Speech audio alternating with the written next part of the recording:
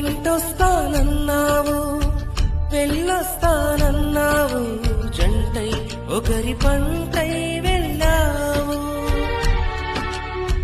కరుణిస్తానన్నావు, వరమిస్తానన్నావు, బరువై మెడకు ఉరివైపోయావు. దేవతలోనూ ద్రోహం ఉందని తేలిపావు, దీపం కూడా దహిస్తుందని తేల్చావు. ఎవరిని నమ్మాలి నన్ను తప్ప, ఎవరిని నిందించాలి నిన్ను తప్ప.